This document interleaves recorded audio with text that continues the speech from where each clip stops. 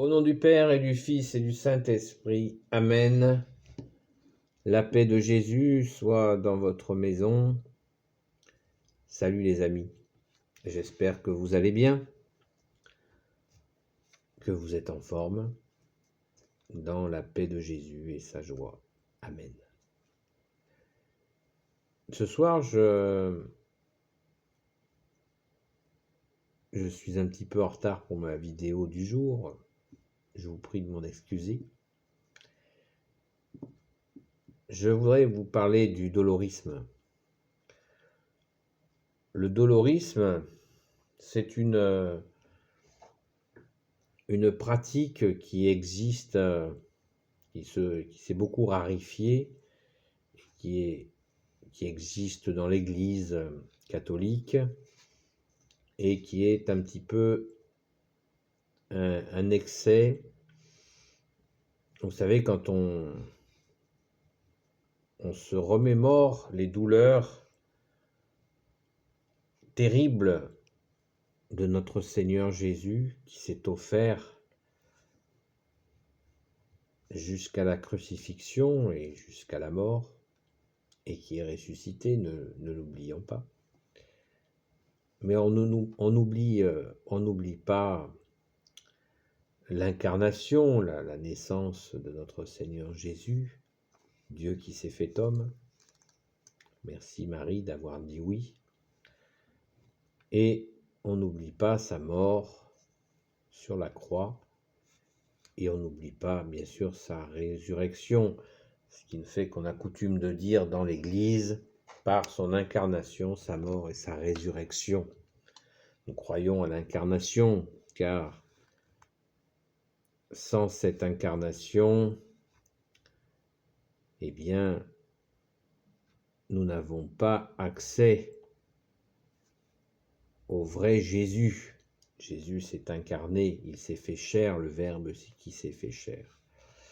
Donc toutes ces étapes, on ne peut pas parler de résurrection, du ressuscité, sans parler non plus de sa mort et de sa résurrection.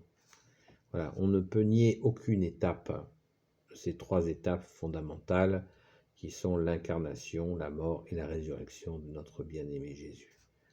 Si on rate, on enlève une étape, comme certains le font, d'enlever l'étape de la mort de Jésus, où il s'est offert sur la croix.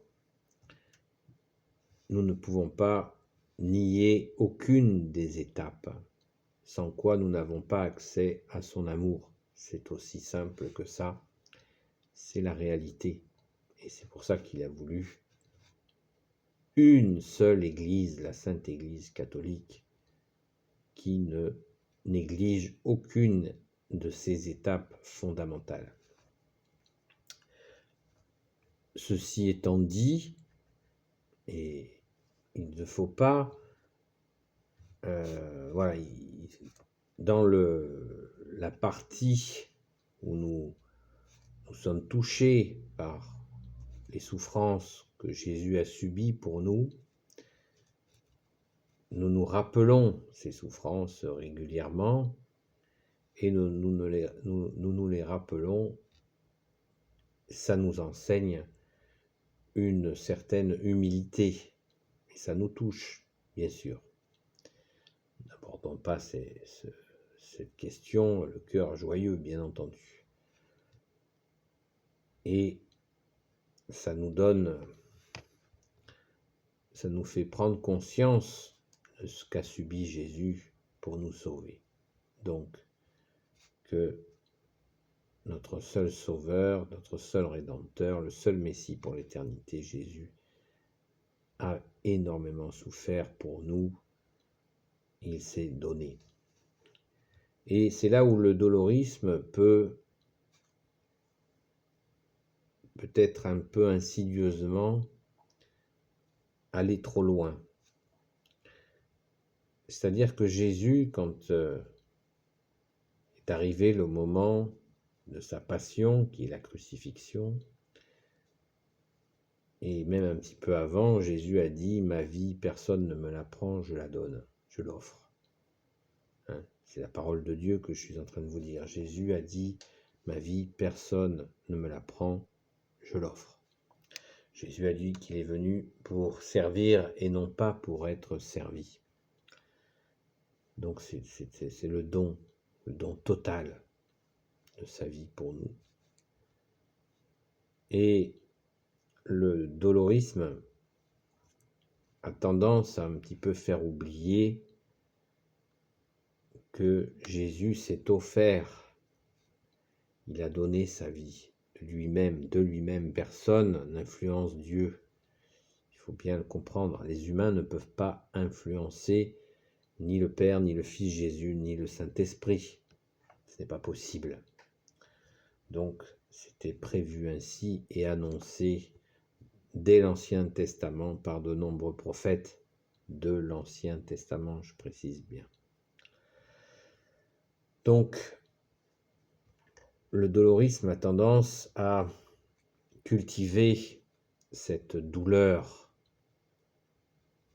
à ne pas confondre avec l'amour de la croix. Pouvons avoir un amour de la croix et toucher. Quand Jésus est crucifié, il touche les hommes parce qu'il est parfaitement innocent. C'est l'agneau sans tache.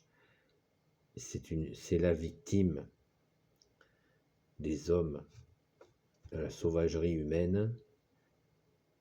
Et de voir Jésus en croix nous touche. Alors bien sûr que nous, catholiques, nous sommes touchés, mais cela touche aussi beaucoup de gens qui ne sont pas catholiques. Et le Père a dit, tous les ennemis seront sous tes pieds, Jésus. Donc, la crucifixion est un sommet de victoire pour Jésus. D'ailleurs, on appelle la croix la victoire. Si vous connaissez quelqu'un qui s'appelle Victoire, ou Victor pour les hommes, ça veut dire la croix, qui est la croix victorieuse sur le mal. Merci Jésus, par ta grâce, alléluia, tu as vaincu la mort et les ténèbres. Donc, vous voyez à travers ce mot victoire que c'est une victoire qui mène à la résurrection. On regarde la crucifixion en comprenant que Jésus est en train de crucifier la mort. Il crucifie les ténèbres. La mort n'aura pas d'effet sur lui. Il ressuscite le 3e jour. Alléluia. Et le dolorisme aurait tendance à rester dans les douleurs terribles de Jésus, les souffrances terribles de Jésus. Pourquoi pas, mais pas trop longtemps. Jésus ne souhaite certainement pas que nous stationnons, que nous essayons de revivre ces douleurs, de nous en imprégner. Ça a été terrible pour lui et il ne souhaite certainement pas pour nous. On ne peut pas prendre sa place, personne ne peut prendre sa place. Et c'est une pratique, voilà, le dolorisme qui est un dérapage, voilà. Mais c'est une pratique qui disparaît, qui existe assez, qui se développe très peu et qui a tendance à disparaître. Voilà. Donc je le répète encore une fois, nous devons avoir la considération des souffrances de Jésus et de sa crucifixion et de sa mort.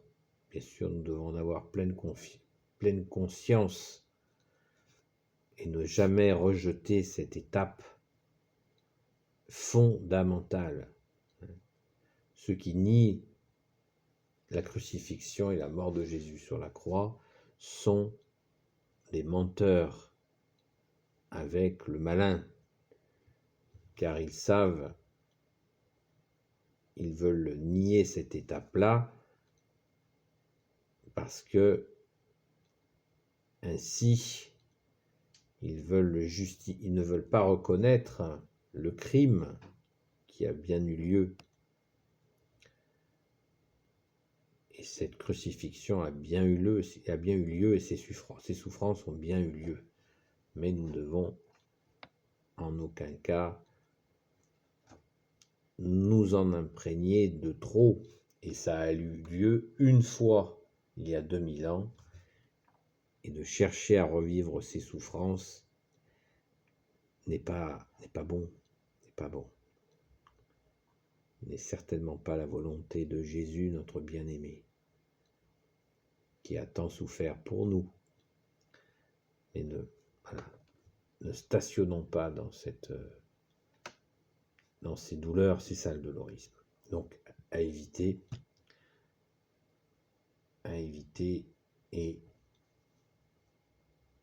toujours célébrer l'incarnation en remerciant la très sainte Vierge Marie d'avoir dit oui pour recevoir le seul Messie pour l'éternité, notre Seigneur Jésus, le Sauveur, l'Emmanuel, qui veut dire Dieu avec nous, et Jésus qui veut dire Dieu sauve.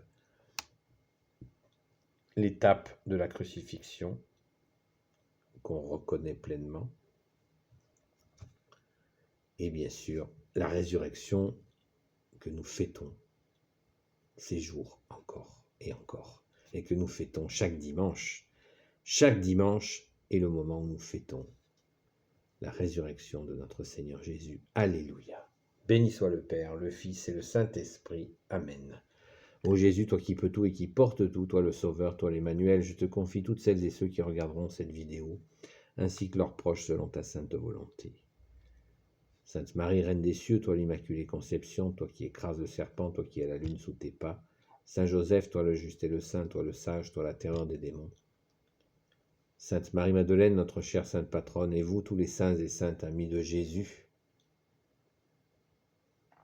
Saint Michel Archange qui est comme Dieu, Saint Gabriel Archange, Saint Raphaël Archange et tes anges guérisseurs, et vous tous les anges qui servez Jésus. Je vous confie toutes celles et ceux qui regarderont cette vidéo, ainsi que leurs proches, selon la sainte volonté de Jésus, notre seul Sauveur, seul Rédempteur, seul Messie pour l'éternité. Amen. La paix de Jésus soit dans votre maison, les amis. À bientôt.